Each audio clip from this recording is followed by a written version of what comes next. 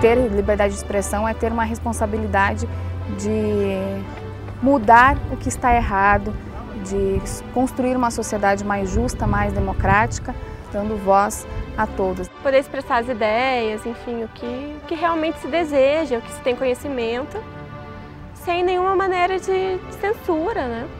A possibilidade de, especificamente no jornalismo, trabalhar conforme você acredita que é a melhor forma. Uma coisa fundamental, um valor fundamental. Se não tiver essa liberdade, se a liberdade não estiver sendo exercida, não há jornalismo. A essência do jornalismo. E a essência também da vida em sociedade, em democracia.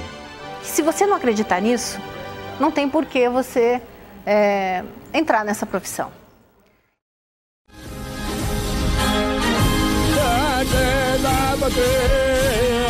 A porrada vai comer, guilhotina nessa cambada.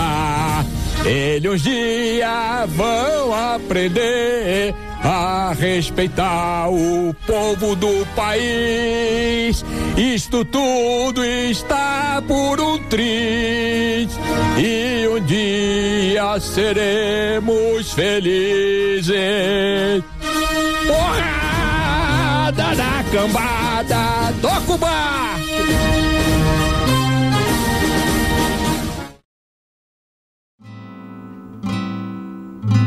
A Band News Curitiba começou com o Vladimir Nascimento. Antes mesmo da gente entrar no ar, no dia 2 de janeiro de 2006, o Vladimir trabalhou meses antes, montando essa equipe, montando essa estrutura, e é uma estrutura enxuta, sempre foi enxuta, mas que tinha um desafio muito grande. E aí no finalzinho de 2005 começou um burburinho entre os colegas de que haveria uma nova rádio. E aí em dezembro, no início de dezembro, o Vladimir me ligou me convidando para ir trabalhar com ele. Eu não selecionei todos, muitos me foram indicados pela empresa, indicados pela própria equipe que já existia na CBN, que de certa maneira influenciou a formação da Band News em Curitiba, o que é estranho, porque são concorrentes, mas aqui, como se sabe, pertence ao mesmo grupo econômico.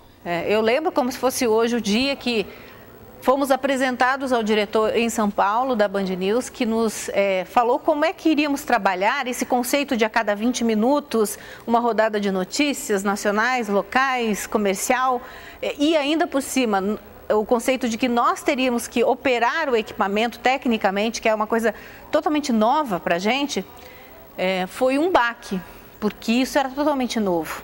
Na época eu era produtora, sentava numa mesa ao lado do Vladimir, na mesa de som, né, mesa de transmissão, que é chamada. Eu fazia atendimento aos ouvintes, apurava pautas, fazia marcações de entrevistas.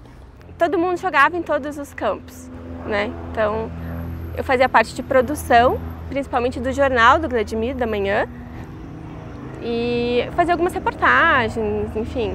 Tivemos alguma dificuldade para encontrar até a linguagem da emissora, porque a gente vinha acostumada de rádio de notícia, com a referência da CBN, e de uma hora para outra nós tivemos um outro ritmo de notícia. Isso mudou completamente o nosso modo de ver a questão do jornalismo em rádio, mas eu acredito que a gente fez um excelente trabalho ali, conseguimos achar a medida entre o que era lento, né, para o ouvinte, e também sem ser desrespeitoso, sem ultrapassar o limite do razoável, que é o que o ouvinte quer. Ele quer uma relação de respeito, com informação, com credibilidade, e foi o que a gente fez.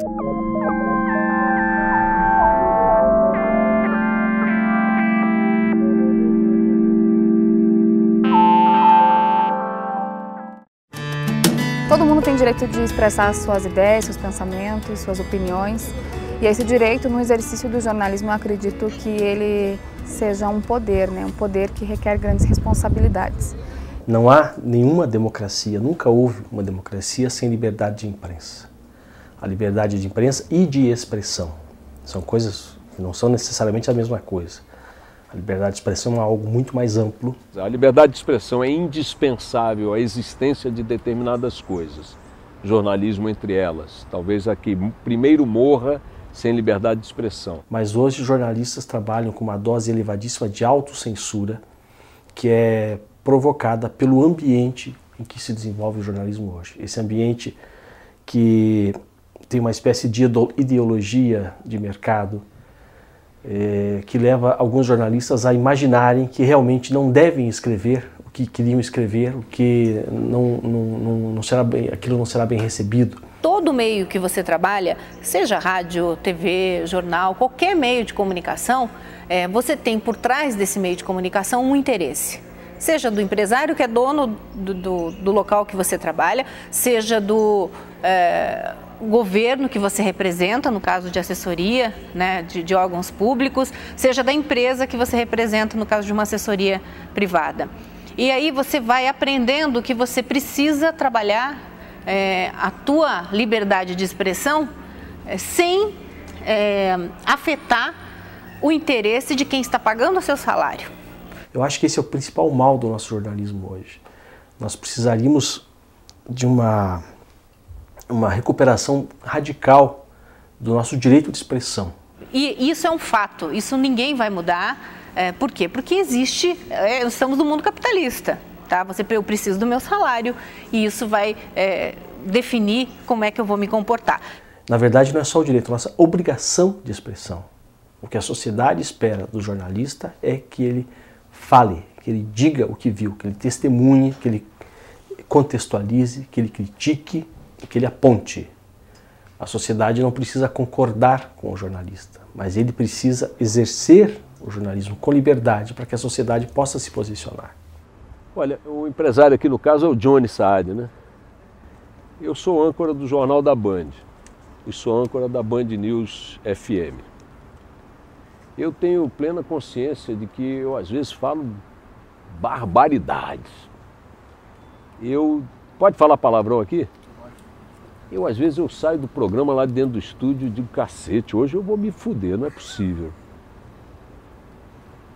Porque eu mando pera mesmo, às vezes eu dou nome, eu xingo. Eu já disse que o Sarney tem dinheiro enfiado até na bunda, o Sarney. Eu nunca vi o Johnny nada, zero. Existem coisas pontuais em que a direção da empresa em que eu trabalho tomou partido ou fez alguma orientação ou alguma proibição em pouquíssimas vezes. Você tem liberdade no dia a dia para falar. Agora, tem assuntos que você tem que saber, inevitavelmente, qual é a direção política ou até mesmo econômica da empresa que você trabalha. Todo o trabalho jornalístico depende de uma estrutura comercial, de uma estrutura de empresa por trás, que às vezes, em alguns casos, os valores não são os mesmos. Os valores da empresa, da parte comercial, não casa com os valores de uma equipe de jornalismo ou dos jornalistas. E eu acho que essa relação é bastante afetada. O problema de administração de empresa jornalística da parte de publicidade é da empresa e da parte da publicidade da empresa. O problema do jornalista é o problema do jornalismo, né? Até por uma questão de hombridade, né? de respeito ao público, daquilo para o que a empresa funciona. Se ela é uma empresa jornalística, ela está ali para servir de jornalismo. Qualquer outra relação é perniciosa, né? Isso não cabe. Jornalista faz jornalismo e fim, é isso, né? Eu já recebi pedidos aqui apenas para fazer assim, ó, poxa, dá para não esculhambar o anunciante logo depois do anúncio?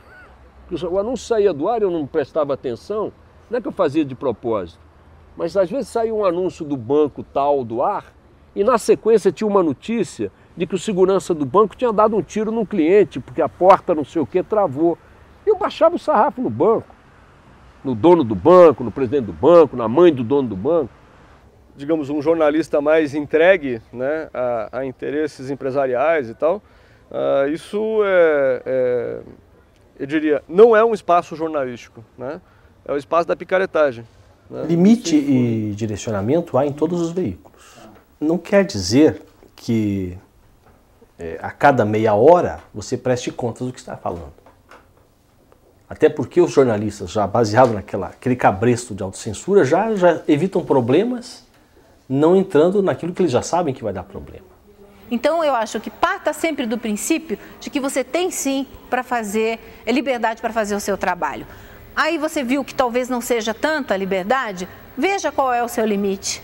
Veja até onde você vai, sem ferir tua ética, sem ferir as coisas que você acredita. Passou desse limite, não se prostitua. O doutor Johnny Saad tem as opiniões dele, é o dono da empresa, me paga um belo salário. Mas se ele chegar para mim amanhã e quiser que eu diga alguma coisa, ele tem que me convencer de que esta coisa faz sentido, representa algo que eu diria espontaneamente. Senão ele não me faz dizer. E é assim.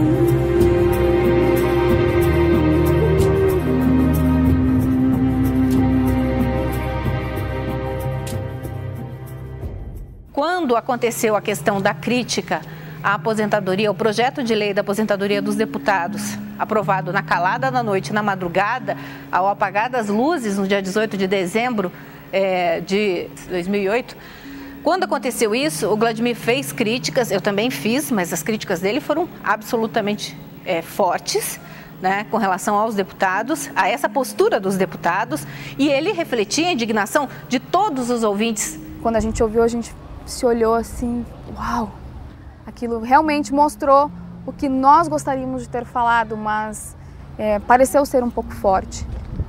Mas até então a gente gostou e falou, yes, é isso aí, era para ter falado justamente isso. Acho que muita gente se viu naquele comentário ali. Que na verdade era um caso que realmente revoltou todo mundo, e ele só expressou o que todo mundo pensava e sentia, e teve uma repercussão muito grande, imediata. Eu acredito que ele, muito mais que jornalista, muito mais como cidadão, ele se indignou, né? E fez uma observação que, a meu ver, não chega a ferir a ética jornalística.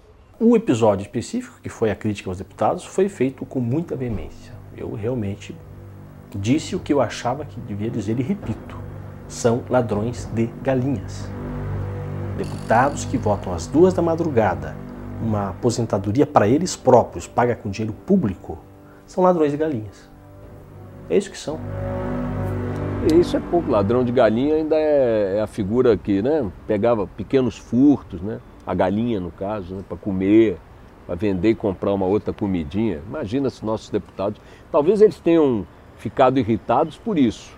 Eles não são ladrões de galinha, são ladrões de grandes obras, metrôs, né, trens, hidrelétricas, já que estamos no Paraná, né? Imagina. Talvez até a crítica fosse pequena, porque eles, na verdade, são coisa pior do que ladrões de galinhas. O comportamento deles é que é de ladrão de galinha. É a chamada fuleiragem.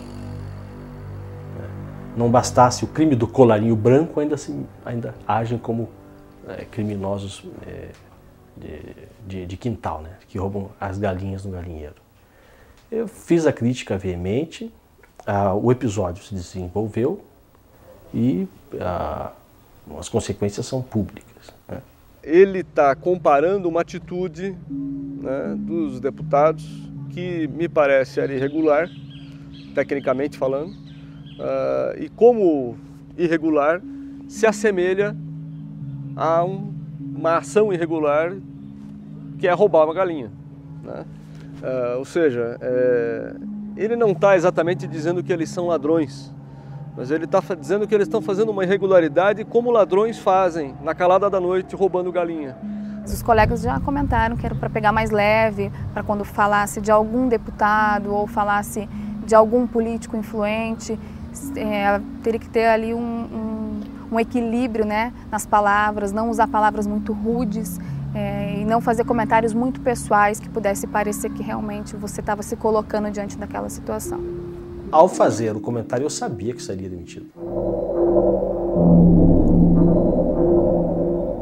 Eu não sou ingênuo. Eu sabia que, no mínimo, eu teria grandes problemas.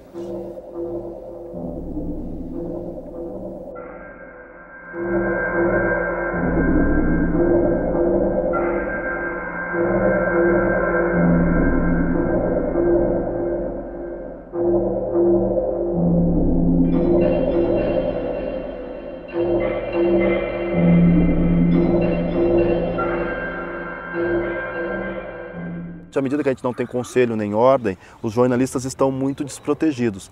A cláusula de consciência na convenção coletiva do Sindicato dos Jornalistas é uma tentativa de colocar num instrumento legal um dispositivo de proteção dos jornalistas. É a nossa preocupação, é a preocupação dos profissionais de garantir um mínimo de respaldo para que a gente possa ter controle moral sobre a nossa própria profissão, ou seja, nós mesmos dizemos o que é correto e o que é errado no jornalismo.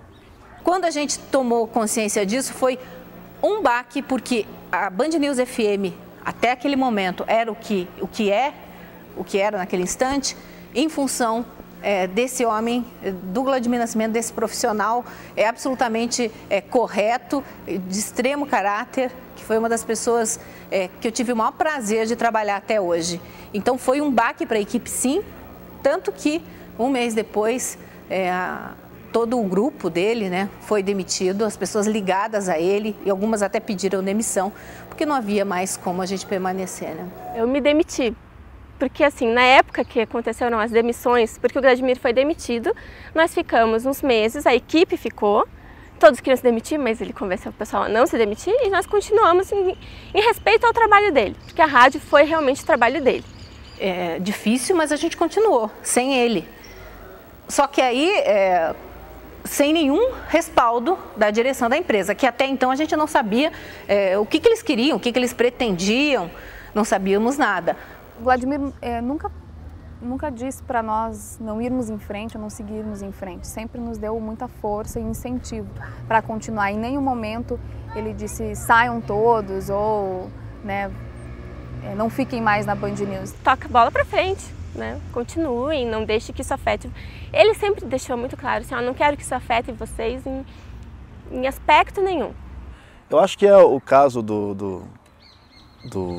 da demissão do Vladimir, para mim mostra claramente que os meios de comunicação, para serem independentes, para preservar a liberdade de expressão como devem, não podem ser participantes de conglomerados de empresas com interesses os mais diversos. É importante que os empresários de comunicação sejam empresários de comunicação. E houve uma incompatibilidade que não podia ser superada, porque naquele veículo o jornalismo sempre será atrelado ao interesse de um banco. E não dá para fazer jornalismo assim. E ali teve um caso típico de arriar as calças para o poder, aí teve mesmo. Teve, ali a Band lá do Curitiba, do Paraná, sei lá quem, arriou as calças lá, paciência. Não vão querer que eu diga outra coisa, porque achar que eu vou contemporizar com esse tipo de atitude, quando um profissional, e não estou falando do Vladimir não, chama ele de Nabuco. O Nabuco chega lá, chama deputado de ladrão de galinha, baseado numa notícia, numa apuração, você está cerceando aquilo que nós falamos no início, a liberdade de expressão de um jornalista. Aí é melhor não ter jornalista. Então a atitude ali foi deplorável. Eu acredito que nós não devemos nunca permitir a vitimalização. Eu não me considero vítima, eu sou um profissional e quando invadiram o espaço que eu considero que é o espaço da minha liberdade, eu reagi publicamente. Então, digamos que ficou empatado. Não me considero vítima. Não gosto de falar do assunto porque acho que não se deve valorizar demais um episódio.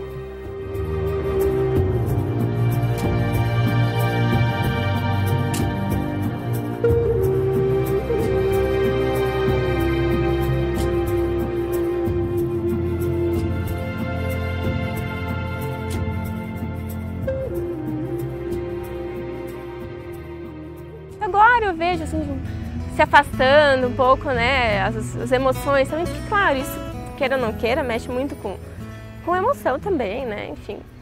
E você se sente um pouco injustiçado e tal, aquela coisa. Mas foi muito desestimulante assim, né, porque você sai com uma visão assim de querer fazer as coisas diferentes, de querer fazer tudo certo, e de repente você vê que num veículo importante, grande, né, ainda existe assim essa postura, desestimula bastante, sim.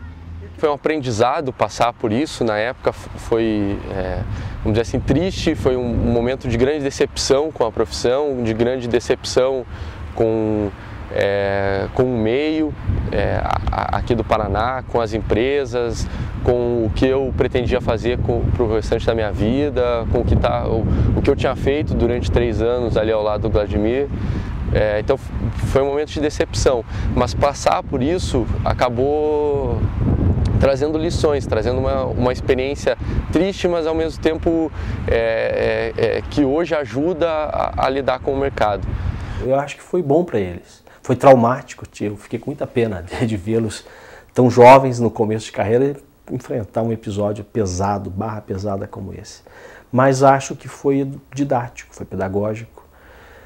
E a lição é essa, que a briga continua, companheiros, não acabou. Para fazer jornalismo tem que brigar. Jornalismo é uma profissão para inconformados. Quem acha que está tudo colorido, tudo bom, procure outra profissão.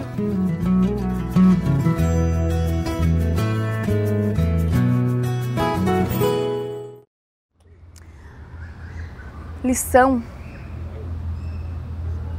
Eu acho que antes de qualquer comentário que você faça ao vivo ou que você transmita uma mensagem para a sociedade, você precisa ponderar suas palavras.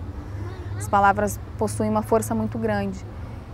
Então, antes de comentar qualquer coisa que vai influenciar a vida de outras pessoas, é necessário medir e ter o equilíbrio e pensar muito antes de falar. Eu acho que uma lição, vamos dizer assim, para o meio jornalístico aqui de Curitiba e talvez do Paraná, é que apesar de a gente estar no século XXI, esse tipo de prática de interferência empresarial, política, nos meios de comunicação ainda existem. Não dá para... Eu acho que vem a reforçar qualquer ideia mais... qualquer conceito mais sonhador, assim, mais idealista, de que isso não aconteça por aqui mais. Acontece e a gente tem um exemplo recente do caso dele. O episódio não é importante, eu não sou importante e a Band News FM não é importante. Nem o empresário que a dirige é importante. O importante é o contexto da nossa imprensa. E isso sim eu acho que vale a pena a gente insistir, porque esse contexto precisa ser modificado. Nós precisamos voltar a fazer jornalismo e a exigir a liberdade, praticar a liberdade para que a sociedade melhore. Essa é a nossa pequena parte como jornalistas na construção de uma democracia.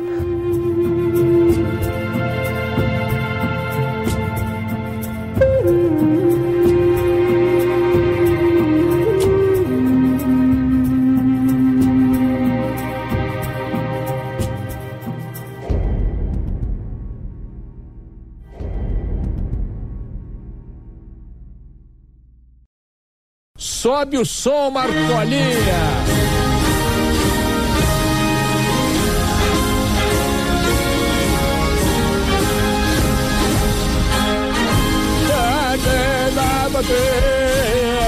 A porrada vai comer, guilhotina nessa cambada. Eles um dia vão aprender a respeitar o povo do país. Isto tudo está por um triz e um dia seremos felizes. Porrada na cambada, toca o